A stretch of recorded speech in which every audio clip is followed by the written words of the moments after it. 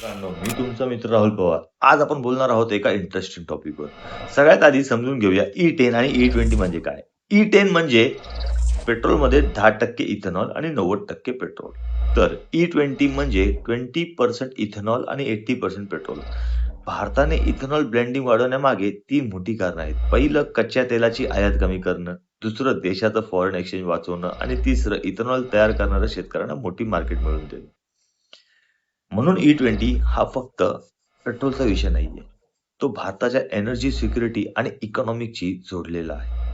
पण आता खरी अडचण कुठे आहे? जुन्या व्हेइकल्समध्ये भारतामध्ये अजूनही लाखो जुने कार्स आणि टू व्हीलर्स रस्त्यावर आहेत.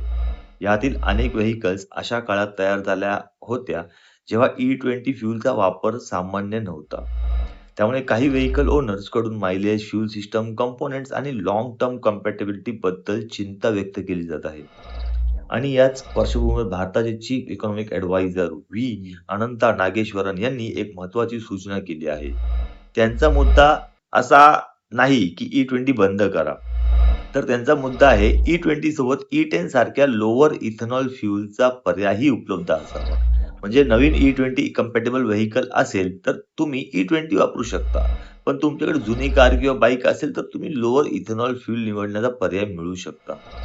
आणि इथेच या संपूर्ण विषयातील सगळ्यात मोठा ट्विस्ट आहे. सरकार E20ला पुढे नेऊ देऊ इच्छितो, कारण त्यातून ऑइल इम्पोर्ट्स आणि फॉरेन एक्सचेंज प्रेशर कमी करण्याचा फायदा होतोय. पण त्याचवेळी कन्झ्युमरची चिंता देखील दुर्लक्षिता करता येणार नाही. आता एक गोष्ट स्पष्ट, E20मुळे सगळ्यांच्या गाड्या खराब होतात असं म्हणणं चुकीचं आहे. नवीन E20 कम्पॅटिबल व्हेइकलसाठी E20 वापरणं मॅन्युफॅक्चरर्स आणि सरकारच्या स्टँडर्डनुसार स्वीकारलं आहे. पण भारतात प्रत्येक व्हेइकल नवीन नाही. म्हणून प्रश्न असा आहे, भारताने E20चा प्रवास थांबवायचा का कदाचित नाही? मग जुन्या व्हेइकल ओनर्सनं काय करायचं? त्याच्या त्यांना काही काळासाठी चॉईस देणं हा प्रॅक्टिकल सोल्युशन ठरू शकतो. म्हणजे E20 विरुद्ध E20 ही लढाई नाही. खरा प्रश्न आहे, इंडियाला एनर्जी सिक्युरिटी सुद्धा हवी आणि कन्झ्युमर चॉईस सुद्धा. आता सरकार या सूचनेवर पुढे काय निर्णय घेते हे पाहणं खूप महत्त्वाचं आहे. तुमच्या गाडीला E20मुळे मायलेज किंवा परफॉर्मन्समध्ये फक्त फरक जाणवला आहे का? कमेंटमध्ये नक्की सांगा. हा व्हिडिओ तुमच्या मित्रांना शेअर करायला विसरू नका. अशाच करंट अफेअर्स, बिझनेस, ऑटोमोबाईल आणि फ्युचर अपडेट्ससाठी राहुल पवार एक्सला फॉलो करा. भेटूया पुढच्या व्हिडिओमध्ये. जय हिंद, जय महाराष्ट्र.